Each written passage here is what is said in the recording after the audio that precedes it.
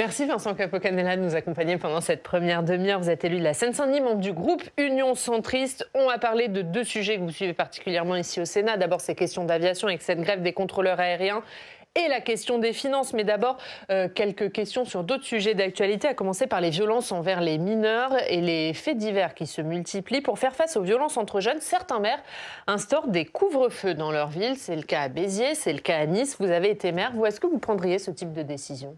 Alors ça peut être une réponse, c'est quelque chose qui marque l'opinion et qui est un signal de fermeté. Voilà, cela dit, c'est très encadré par le droit aujourd'hui. Le ministre de l'Intérieur et des Outre-mer met en place ce couvre-feu en Guadeloupe. Certains maires de communes l'ont mis en place. C'est soumis au contrôle de légalité. Il faut que ce soit très encadré dans le temps, dans l'espace géographique. Ça ne peut pas être toute la ville. Voilà, donc parfois c'est adapté. Il faut le faire avec discernement. Et ça ne peut se faire qu'en associant la collectivité locale, le maire en l'occurrence, et l'État ensemble. Donc quelquefois, oui, mais regardons au cas par cas. Et il ne faut pas non plus stigmatiser les jeunes. Parce que le problème, c'est que c'est une mesure qui s'applique, en l'occurrence, pour les moins de 18 ans ou les moins de 13 ans. Je préférerais quand même que ce soit moins de 13 ans et qu'on fasse un appel à la responsabilité des familles, plutôt, et le cas échéant, aller sur ce type de mesure, oui. L'autre sujet, c'est le dossier des retraites qui revient sur le devant de la table. Un accord a été trouvé entre les syndicats de la SNCF et la direction de l'entreprise sur les fins de carrière. Ils pourront partir 15 mois avant l'âge légal, ce qui limite les effets de la réforme des retraites. Est-ce que la SNCF a eu raison de signer cet accord pour éviter les grèves ou est-ce que Jean-Pierre Farandou a acheté la paix sociale ? C'est un peu baroque. Chacun en conviendra. Ça permet sans doute, en tout cas je le souhaite, de faciliter la paix sociale, mais c'est une mesure quand même qui coûte cher, qui coûtera cher à l'entreprise. Autant je plaide pour le dialogue social, autant là-dessus, je suis quand même très interrogatif. Je crois qu'il faut aussi éviter de donner le sentiment qu'on peut gommer les effets d'une réforme qui va s'appliquer à tout le monde de cette manière-là.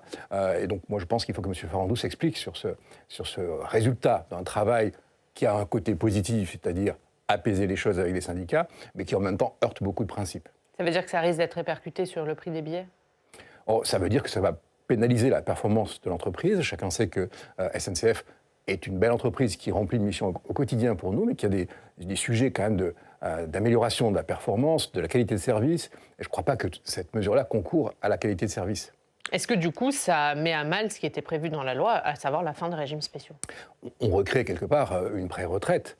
Et donc, je crois que c'est une entaille dans la décision qui a été prise collectivement, qui a été une décision difficile à l'époque.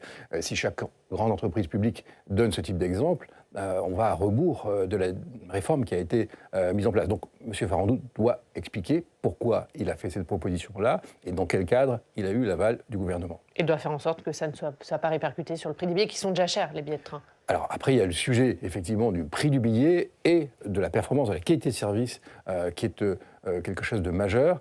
Évidemment, il ne faut pas pénaliser les usagers avec ce type d'accord. Alors, si les menaces de grève sont levées à la SNCF, elles pèsent fortement sur les passagers qui ont prévu de prendre l'avion ces prochains jours. Une grève des contrôleurs aériens s'annonce très suivie demain, des contrôleurs aériens qui menacent également de faire grève le week-end de l'Ascension. En cause, une réforme du contrôle aérien. C'est l'actualité dans nos régions. On va aller à Toulon pour en parler. On retrouve Guilhem Ricavi. Bonjour Guilhem, merci beaucoup d'être avec nous, directeur éditorial de Var Matin. Guilhem, le mouvement de grève s'annonce très suivi.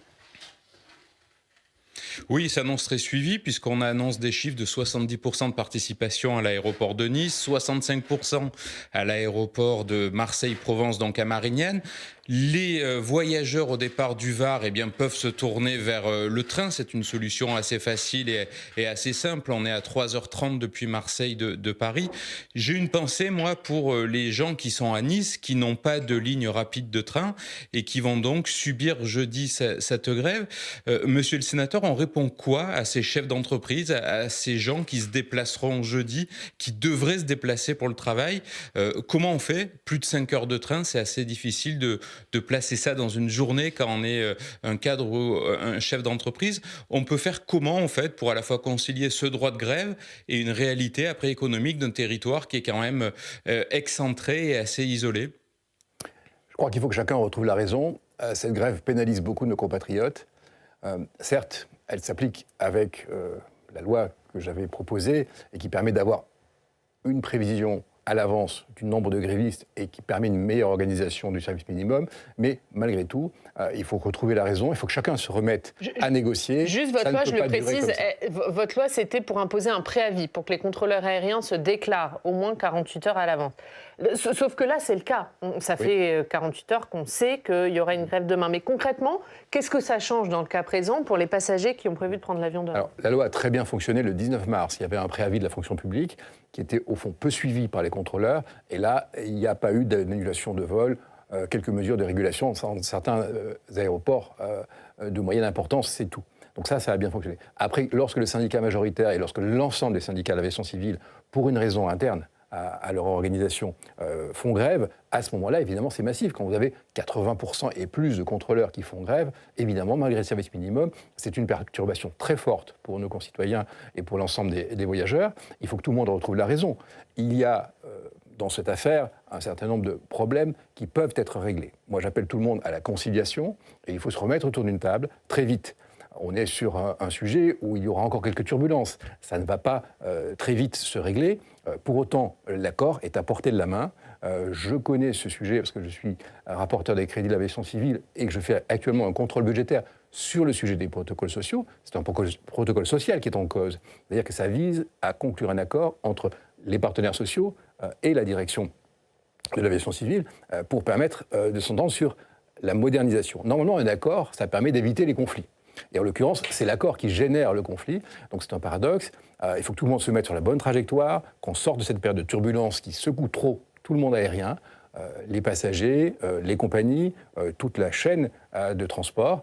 Et donc retrouver la raison, se remettre sur une bonne trajectoire, faire atterrir ce protocole et le poser en douceur, si je puis dire.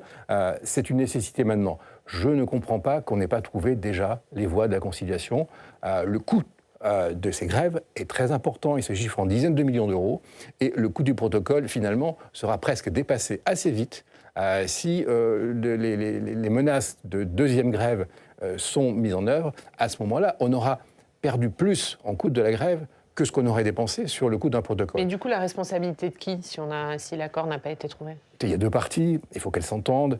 Je crois que tout le monde est de bonne volonté. Ce que je veux dire quand même pour les passagers, c'est que l'objectif de ce protocole, c'est de s'entendre sur un programme de réforme. Et c'est utile. Et c'est utile pour les passagers demain avec un contrôle aérien plus performant. Là-dessus, Donc la réforme, c'est une bonne chose. La refonte du contrôle aérien, c'est une bonne chose. Je crois que l'équipe qui a proposé ce protocole-là a posé tous les sujets qui sont des sujets difficiles de réorganisation. Le métier de contrôleur n'est pas un métier facile. C'est un métier qui s'exerce H24, 7 jours sur 7, tout au long de l'année, et qui vise à assurer la sécurité des vols. Donc c'est très important, quand on est contrôleur aérien, d'avoir un certain nombre de moyens et d'avoir un environnement de travail qui permette de l'exercer au mieux. Voilà. Mais aujourd'hui, les passagers sont exaspérés, ils en ont ras-le-bol, il faut l'entendre, et j'appelle à la conciliation, il faut que tout le monde retrouve la raison, et je souhaite que cette journée de grève soit la dernière. Aujourd'hui, quand bien même il y aurait un accord, ce que je ne pense pas dans les heures qui viennent, ça ne changerait rien pour demain, parce que les programmes de vol doivent être ajustés, et ils le sont malheureusement très fortement à la baisse. Mais il faut que, mais ça changerait pour le week-end de d'ici la fin de la semaine, il faut qu'un accord soit trouvé. Mais est-ce que ça veut dire que les pouvoirs publics vont devoir céder ? Ça veut dire qu'il y a un certain nombre de points d'accompagnement social qui sont légitimes et qui doivent être regardés. Et ensuite, il faut aussi que les contrôleurs entendent la voix de la raison. Ils ont un rôle majeur. C'est comme les pilotes, finalement. L'avion ne décollera pas si le contrôle aérien ne donne pas le top et n'assure pas la sécurité des vols. C'est un sujet sur lequel on doit être effectivement extrêmement rigoureux. Bon. Bien, là-dessus, il n'y a aucun doute. Donc, on a besoin des contrôleurs, mais il faut aussi qu'ils comprennent l'environnement social. La période n'est pas la plus simple pour obtenir des concessions aussi. Donc, voilà, je pense que l'accord est à portée de la main, mais maintenant, il faut que le gouvernement siffle un peu la fin de la récréation, si je puis dire. De quelle manière ? Eh bien, il faut que le gouvernement mette tout le monde autour de la table. Chacun a posé les sujets. Tout est sur la table aujourd'hui. Et je pense que les contrôleurs et la direction peuvent trouver un accord. Je le souhaite en tout cas. Guilhem ? Oui, une question un peu plus large. On voit bien aussi qu'aujourd'hui, il y a une tentation de décarboner nos activités et clairement, on regarde rapidement vers les liaisons par avion sur des trajets courts en France, mais qui sont là aussi très utiles pour désenclaver les territoires. Comment on se projette à 10 ans, à 20 ans? Est-ce que c'est la fin des petits aéroports, des aéroports de région? Je pense dans le Var à celui d'hier. Est-ce qu'il y a une menace qui plane réellement? Comment on accompagne en fait ce changement, cette réforme, j'allais dire, des méthodes de déplacement? Je crois que nous avons la chance d'avoir un maillage aéroportuaire qui est relativement fin, qui dessert nos territoires, qui dessert nos régions. Et certaines régions sont enclavées et ne peuvent pas uniquement miser sur le train. Ensuite, on voit qu'il y a un sujet, ne serait-ce qu'en cas de conflits sociaux, qui est d'avoir la complémentarité entre les deux modes de transport. Donc n'opposons pas les deux, c'est utile dans tous les cas de figure. Ensuite, il y a une révolution que le transport aérien est en train d'accomplir, qui prendra encore un petit peu de temps, mais qui est vers l'avion à hydrogène, vers l'avion électrique, et en tout cas à très court terme, pour les carburants d'aviation durable. J'y travaille avec un certain nombre de partenaires là-dessus et je souhaite qu'on avance sur les liaisons régionales strictement. Il y aura des avions électriques, voire des avions hybrides à relativement court terme sur les petits modules. Et ensuite, il faut miser très fort sur les carburants d'aviation durable. C'est ce qui permettra de décarboner assez largement le secteur aéronautique et d'assurer la liaison avec nos territoires. On va remercier Guilhem Ricavi. Merci beaucoup, Guilhem, d'avoir été avec nous. Merci. On regarde ensemble votre une. Il ne fait pas très beau chez vous. Non, alors il faisait pas beau ces derniers jours, il fera frais cette semaine dans le Var. C'est à la une de Var Matin, la météo dans tous ses états. Merci Guilhem, merci beaucoup d'avoir été avec nous ce matin. On va parler finances, vous êtes membre de la commission des finances, c'est évidemment un autre sujet que vous suivez ici au Sénat. Et on va parler de l'état des finances publiques. Le gouvernement cherche des économies mais refuse toujours de taxer les hauts revenus et les profits. Et c'est pas forcément du goût des centristes qui font plusieurs propositions. On fait le point avec Quentin Calmet.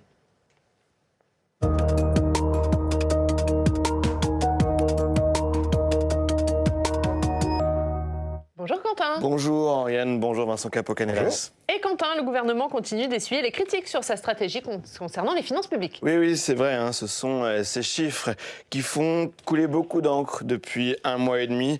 Le gouvernement qui tablait sur un déficit à 4,9% du PIB.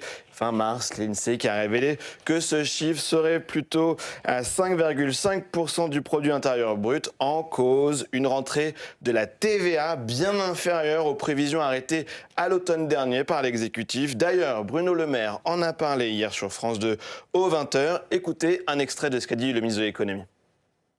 Donc on a engagé des économies, on a pris les décisions nécessaires avec le président de la République et le Premier ministre, 10 milliards d'euros d'économies annoncés le 21 février, 10 milliards d'euros supplémentaires pour tenir notre objectif de déficit et de dette. Ensuite, il faut comprendre ce qui s'est passé. J'ai demandé à mes administrations de m'expliquer ce qui s'était passé, pourquoi est-ce qu'il y avait eu cette erreur, et surtout comment faire pour qu'elle ne se renouvelle jamais. Voilà, on a un peu l'impression, Vincent Capo-Canelas, que Bruno Le Maire, il rejette la faute sur son administration. C'est pas moi, c'est une erreur de l'administration. Vous comprenez cet argument? C'est un peu la politique de la défausse. Et ça m'étonne quand on est en charge de l'économie et des finances. Donc, je pense que c'est à minima une maladresse. Et en tout cas, il faut dire la vérité aux Français, la croissance ne suffira pas à régler nos problèmes de dette et nos problèmes de déficit. On doit faire des efforts. La question, c'est qu'il faut qu'ils soient équitablement répartis. Et il nous faut un langage de vérité. Au fond, il y a un certain nombre de politiques publiques qu'il faut revisiter pour garder l'équité territoriale et sociale. Mais pour franchir cette étape, on a un sujet de crédibilité et chacun mais juste le demande. Sur Bruno Le Maire, pour vous, il n'assume pas ses fonctions de ministre de l'économie? La phrase que vous avez citée témoigne quand même du fait qu'il envoie la balle vers ses services. Ça m'étonne. Je crois que les services de Bercy ont fait ce qu'il fallait pour alerter. Oui. D'ailleurs, il y a une mission flash lancée par votre commission, la commission des finances, pour faire la lumière. On imagine encore une enquête. Vous allez pouvoir aller consulter des documents à Bercy pour voir ce qui s'est joué à l'automne dernier, c'est ça ? Oui, la Commission des finances a choisi de poser l'ensemble des sujets pour y voir clair là-dessus. Il s'agit non pas de jouer les procureurs, mais il s'agit de dire clairement quelles sont les difficultés, comment on peut les prévenir et quelles leçons on en tire aussi en termes d'alerte. Bien sûr. Un mot sur les 10 milliards avant de passer aux sources d'économie, Quentin. Bien sûr. Le gouvernement qui cherche à faire effectivement 10 milliards d'économies immédiatement, c'est ce qu'a dit Bruno Le Maire, et également 20 milliards dans le budget de l'année prochaine. Après, on le rappelle, avoir déjà coupé 10 milliards le mois dernier. Et le Premier ministre qui a maintenu l'objectif, le cap, c'est ce qu'il a dit sur TF1, d'une réduction du déficit à 3% d'ici la fin du quinquennat en 2027. Ouais, un mot juste sur ces 10 milliards, parce qu'il y a 4 sénateurs de votre groupe, du groupe Union Centriste, qui ont déposé un recours au Conseil d'État justement pour attaquer ce décret qui impose une coupe de 10 milliards. Ils parlent d'insincérité budgétaire. Vous comprenez cette démarche ? Je crois qu'on a tous à l'esprit que pratiquer par décret, ce n'est pas non plus la meilleure solution parce qu'il y a une moindre transparence. Chacune des administrations de l'État, d'ailleurs, cherche si elle est ou pas la victime, si je puis dire, de ces coupes budgétaires. Donc, voilà, la pratique du décret, c'était peut-être une façon de répondre à l'urgence, mais il faut rapidement créer les conditions. Mais là, il y a des problèmes politiques avec l'Assemblée nationale Oui. pour qu'il y ait un débat parlementaire et que le Parlement joue pleinement son rôle. On a besoin, dans cette affaire-là de déficit, de respecter un certain nombre de procédures, respecter la procédure parlementaire. Je pense que c'est la base. Alors justement, il y a débat sur où trouver ces économies, quelles sont les sources d'économies, ou est-ce qu'il faut de nouvelles recettes ? Exactement. On avait vu la présidente de l'Assemblée nationale, Yaël Braun-Pivet, appeler à poser ce débat intégralement avec l'idée d'augmenter certains impôts, comme ceux sur les superdividendes. Elle a parlé d'une possible contribution exceptionnelle lorsqu'il y a des superdividendes, des superprofits, des rachats d'actions massifs. Fin de citation. Les députés MoDem avaient même réussi à faire voter un tel amendement lors de l'examen du budget en 2022. Il visait à taxer à 35% les superdividendes, excédant de 20% la moyenne de ceux versés au cours des 5 dernières années. Et au Sénat, cette idée avait également été reprise par les centristes. Au même moment, en 2022, un amendement avait été déposé qui visait à prévoir une contribution exceptionnelle de solidarité à hauteur de 20% sur le bénéfice net réalisé en 2021, lorsque celui-ci a dépassé 1 million d'euros, a été supérieur de 20% ou plus à la moyenne des bénéfices nets réalisés en 2017, 2018, 2019. L'amendement n'avait pas été adopté à l'époque. Mais donc, l'autre idée proposée par les centristes du Sénat, et Hervé Marseille l'a redit sur notre antenne il y a un mois, c'est de revenir sur certaines niches fiscales. Par exemple, le président de votre groupe centriste a parlé des plans d'épargne retraite où il y a une fiscalité trop particulière, trop satisfaisante pour les gros investisseurs. Pour l'heure, le gouvernement se refuse à augmenter tout impôt. Alors, une petite question très précise d'abord. Est-ce que vous allez reproposer des amendements sur les super profits comme ceux qu'on vient d'évoquer à l'instant ? Alors, d'abord, il y a plusieurs choses. Il y a eu une amélioration sur le terrain de l'emploi. Et ça, c'est positif. On a retrouvé de l'attractivité économique. Mais par contre, on n'a pas réglé nos questions financières. Il faut garder un mix, si j'ose dire, qui soit... un bon équilibre. Un bon équilibre. Et ne pas casser ce qui nous reste de croissance. On est a priori un peu meilleur que d'autres là-dessus. Mais il faut trouver des mesures de régulation budgétaire. Donc, sans tuer la croissance, moins on dépense d'argent public, en général, moins est forte la croissance. Donc, c'est toute la difficulté. Il faut trouver un bon équilibre. Ensuite, il faut assurer une forme de justice là-dessus. Il y a des efforts à faire. Voilà. On a donné des pistes. Il y a eu la période du Covid aussi, où certains grands groupes ont fait, notamment après sur la crise énergétique aussi, un certain nombre de profits. Les qui transporteurs ont un peu alerté, par exemple. Et donc là-dessus, on a posé un certain nombre de sujets. Ensuite, il y a des réductions d'impôts qui sont annoncées pour les entreprises. Je pense notamment à la dernière partie de la CVAE. Là-dessus, on peut poser la question. Taxe sur la valeur ajoutée. On peut poser la question du rythme. Voilà. Et donc, la question que nous posons, c'est est-ce que nous pouvons. C'est-à-dire juste qu'il ne faut pas la supprimer tout de suite, la CVAE ? Là, c'est étalé. Déjà, le gouvernement a étalé. Mais il faut réfléchir à cet étalement. Et ça ne va pas faire plaisir aux quand on a MEDEF. des moindres recettes, si de nous-mêmes, on décide de réduire nos recettes, on va aggraver le problème. Donc, il faut aussi que les entreprises entendent ça. Quand elles réfléchissent à leur compte d'exploitation, elles essayent de prendre des mesures réalistes. L'État aussi doit faire ça. Chacun demande aujourd'hui des subsides, mais personne vraiment ne défend l'équilibre général. Donc il faut qu'on change aussi notre logiciel. Et nous, ce que nous disons, c'est qu'il y a des mesures de justice aussi qu'il faut trouver là-dedans pour permettre une forme d'équité. On ne peut pas demander aux Français de faire tous les efforts, on ne peut pas demander aux entreprises non plus de les faire tout seul. Il faut que l'État en fasse. Il faut que que le gouvernement donne une ligne claire sur une juste répartition des efforts et une crédibilité c'est très important budgétaire que nous devons avoir, parce qu'aujourd'hui, l'Europe nous protège, l'euro nous protège, mais ce n'est pas une assurance tout risque, et on voit bien qu'on devient vulnérable. Donc là-dessus, on a fait des propositions pour assurer la justice. Le Premier ministre a annoncé une mission sur les rentes. Je crois que le gouvernement est ouvert au dialogue, mais il faudra qu'on sache, à un moment donné, arrêter la politique politicienne sur ces questions-là, trouver un accord. L'ensemble des groupes politiques à l'Assemblée nationale et au Sénat doivent trouver un accord pour assurer la solidité financière de la France. On le disait, il y a Yaël Braun-Pivet, donc une partie de la majorité présidentielle, une partie de Renaissance.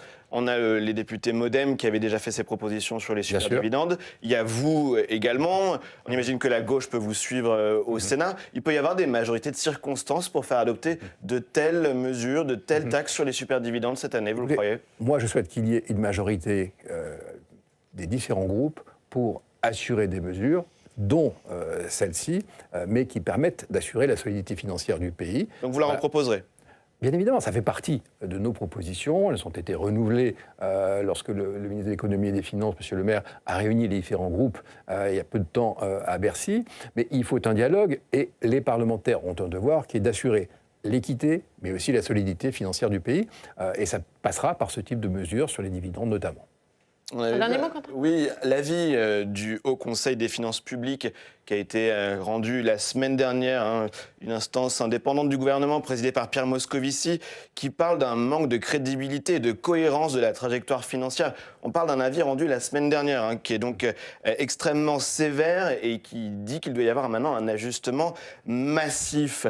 Il faut des sources d'économie structurelles. C'est encore un sujet dont il faut vraiment s'emparer au-delà de ces recherches d'économie de bout de chandelle, vous le croyez ?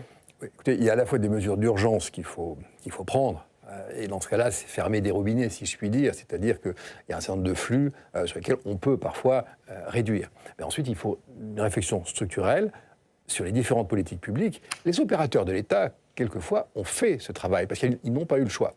Et donc, il faut qu'on s'interroge aussi, et il y a un certain nombre de champs sur lesquels il y a un travail à faire.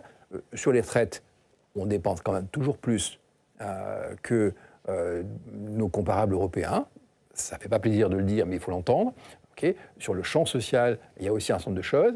Les aides aux entreprises, c'est un secteur qui doit être regardé. Les collectivités locales investissent beaucoup pour les infrastructures dans nos territoires. Et il faut aussi qu'on regarde avec elles comment pas pénaliser les investissements. Voilà, donc tout ça doit être posé. Mais voilà, soyons réalistes. On ne peut pas faire comme si ça pouvait continuer sans changement. Merci Quentin. On rappelle qu'il y aura un débat au Parlement la semaine prochaine, lundi à l'Assemblée, mardi après-midi ici au Sénat, sur la question de ce programme de stabilité et de l'état de nos finances publiques. Ce sera évidemment à suivre. À tout à l'heure, Quentin. À tout à l'heure, Ariane, je reviens dans le club. On fera le bilan des 100 premiers jours de Gabriel Attal à Matignon. Ce sera à suivre dans le club. Une dernière question un peu plus politique, Vincent Capo-Canella, puisqu'on a appris hier que Mathilde Panot, la chef des députés insoumis, était convoquée par la police pour apologie du terrorisme suite à un communiqué de son groupe parlementaire. C'était le 7 octobre, un communiqué qui mettait en parallèle l'attaque du Hamas et, je cite, l'intensification de la politique d'occupation israélienne dans les territoires palestiniens. Jean-Luc Mélenchon a réagi hier à cette convocation. Il dénonce un événement sans précédent dans l'histoire de notre démocratie. Qu'en pensez-vous ? Je crois que la justice fait son travail. LFI a toujours eu des positions par rapport à l'action terroriste que mène le Hamas, qui étaient des positions pour le moins ambiguës, voire ou pas, d'aller jusqu'au soutien. C'est quelque chose qui s'applique, c'est-à-dire qu'il y a une règle de droit, et autant je défends la liberté d'expression, autant il est légitime que la justice regarde si ce qui a été publié est conforme au droit ou pas. Mais ce communiqué, il a été publié il y a 6 mois. Aujourd'hui, on est en pleine campagne des européennes. Est-ce que du coup, ça ne pose pas un problème ? Je crois comprendre que c'est Mme Panot qui a rendu public cette enquête. Voilà, que la justice du pays fonctionne, ça ne me choque pas. Après, Mme Panot pourra se défendre, bien évidemment, et il n'y a pas aujourd'hui de condamnation à ce stade. On verra ce qu'il en est demain. Merci beaucoup. Merci Vincent Capo-Canella d'avoir été notre invité ce matin.